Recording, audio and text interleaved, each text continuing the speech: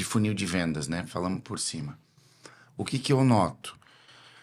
Que os empresários têm muita dificuldade também de entender. Eu nem sei se a dificuldade é entender o conceito, mas eles têm muita dificuldade em como materializar isso dentro da empresa deles. Como eles aplicam isso. Como eles podem passar a dizer assim, agora eu tenho um funil de vendas rodando. Mesmo que simples. Mas como na prática ele implanta isso? Faz um exercício. Em algum momento que você tiver a oportunidade de falar com um grupo de empresários, pergunta assim para eles: quem aqui leu um livro de vendas no último ano? Você vai ver 2 ou 3 levantando a mão. E olha lá. Quem aqui fez um curso de vendas para saber e... Porque se você tem um time de vendas, você é o principal vendedor, mesmo que não seja a tua função, você é o principal vendedor, porque ele tem que saber que o vendedor dele não... Que o chefe dele entende daquele negócio. E que se o vendedor não fazer, o chefe vai fazer. Então, se o vendedor vê que o chefe é do ar-condicionado, o vendedor vai ser, entre aspas, do ar-condicionado. Então, essa é a primeira coisa que eu digo. O que você está buscando de informação? O que você está buscando de conteúdo? Você lê um livro, você buscou para olhar e ser crítico ao seu processo atual? Legal. Aí tem outros níveis, como, por exemplo, você contratar uma consultoria para fazer isso, né? Para estruturar esse processo de venda, dependendo o nível de margem que você tem, dependendo do mercado endereçável, dependendo o seu produto. Às vezes compensa você ter um trabalho mais especializado. Ou contratar uma empresa terceirizada para fazer isso, você paga lá um valor mensal e eles vão ficar ligando para as pessoas e conseguindo reuniões para você. Então, tem uma série de formas de fazer isso, mas eu sempre parto do básico. Você está buscando, porque, vamos lá, a própria abordagem consultiva tem uma série de livros, vídeos no YouTube, cursos que você pode olhar e dizer assim, opa, gostei disso, eu vou passar para os meus vendedores. Mas não só isso, para mim, casado com uma boa abordagem, tem uma outra metodologia que precisa ser implantada, que é uma metodologia de execução. Quais são as prioridades? Quais são as tarefas que eu tenho que dedicar meu tempo? Quais são aquelas que não pode ficar para trás? Então, são 2 metodologias aqui que eu considero obrigatório para todo empresário.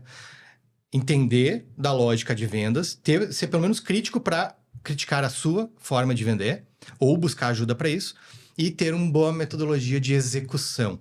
Então, é ter o time fazendo o que ele prioritariamente precisa fazer, superando as barreiras de rejeição, superando as barreiras de comportamento, superando as barreiras de preguiça, né? De conforto, etc. Então, eu preciso também ter uma metodologia de execução aqui. Você falou ali em ler livros, né? Tem algum livro que tu diria, 1 ou 2 livros que tu indicarias para quem está começando, para o empresário que está começando a querer olhar para esse lado? Eu vou trazer algumas referências que, para mim, são as maiores do mundo, assim, né? Mas evita as complexas. Não. Pequeno e médio empresário. Geralmente, os grandes especialistas de vendas, eles têm uma linguagem super simples, bem fácil de entender. Eu não tenho como não começar pelo Neil Hackenham, que é o criador do Spin Selling. Então, há 30 anos atrás, ele criou o Spin Selling. E só para contextualizar rapidamente aqui. No mundo das vendas, 3 ou 4 metodologias revolucionaram o mundo das vendas. Há 30 anos, o Spin Selling foi o último e mais importante.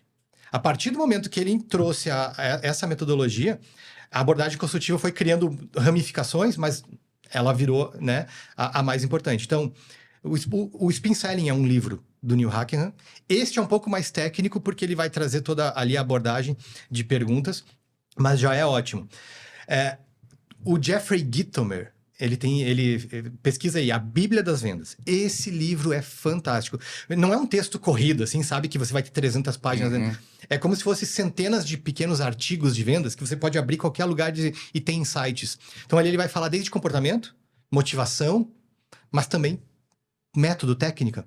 Então, é bem interessante a Bíblia das Vendas. Uma outra referência, eu comentei antes, é o Jeb Blount. Então, ele tem, por exemplo, um livro de objeções.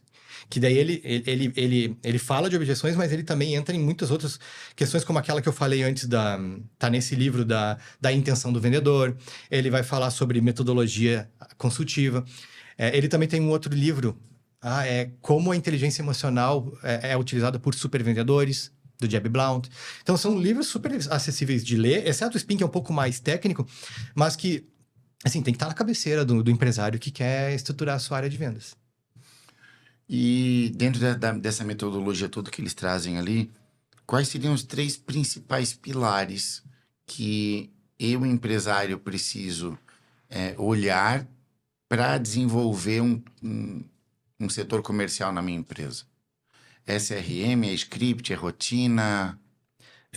Eu vou dividir em 2 pilares aqui, porque depois eles têm desdobramentos, mas é aquilo que eu falei antes. Primeiro, execução, né? Quem faz o quê? Quais são as prioridades dele? Quais são as metas dele? Então, por exemplo, Deixar claro deixar tudo como é isso que é a claro. regra do jogo. E que eu digo isso que isso é fora do funil, né? Então, por exemplo, quando antes eu trouxe aquela história minha, eu tinha uma meta de 5 visitas de prospecção por semana. Isso é execução, porque tá lá dentro da minha estruturação de execução que eu tenho que fazer 5. Não importa como eu vou conseguir, eu vou ter que me esmerar o máximo possível, eu tenho que conseguir 5. Da onde saiu isso? De um método de execução. Então, eu tenho lá exatamente qual é a minha prioridade. Então, assim, eu sabia que a minha prioridade não era ficar fazendo outras atividades. A minha prioridade era agendar visitas e fazer visita de prospecção. Então, quando eu falo de execução, eu estou falando de prioridades. E como que eu me organizo para elas.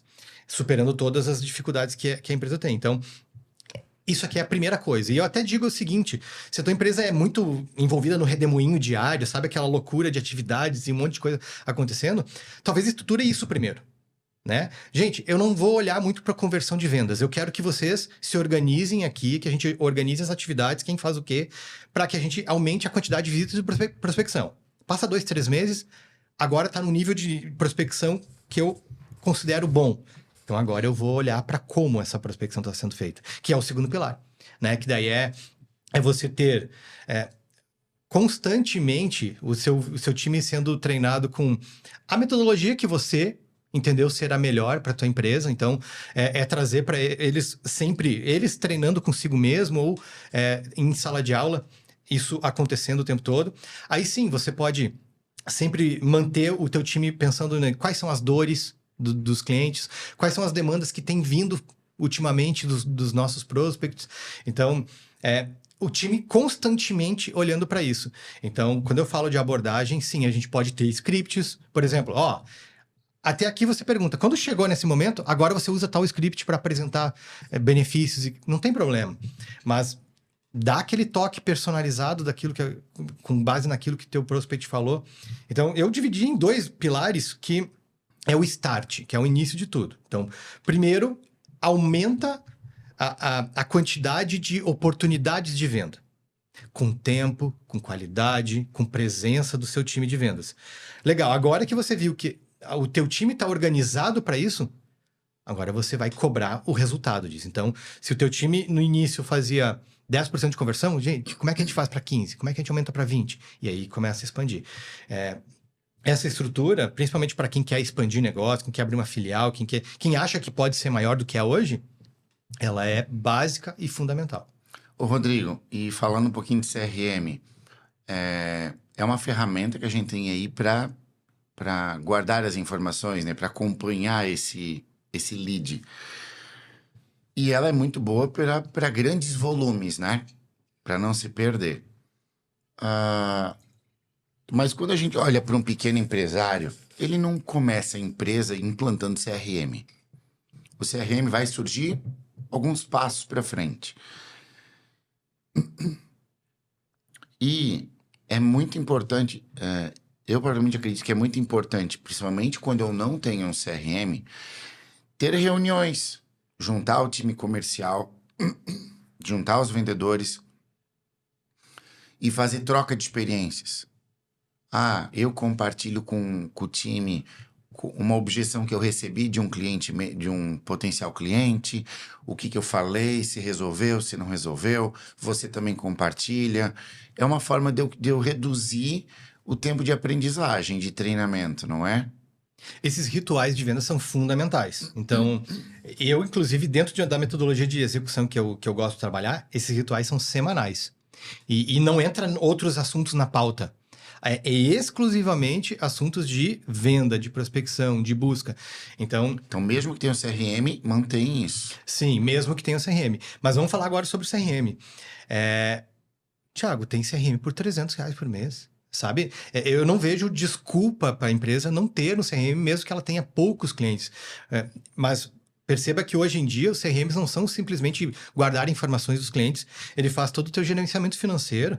Ele faz uma série de outras coisas ali. Você pode lançar os gastos mensais, você pode lançar as receitas, ele vai te dar uma projeção de fluxo de caixa. Então, os sistemas hoje eles estão cada vez mais baratos, mas cada vez mais também completos.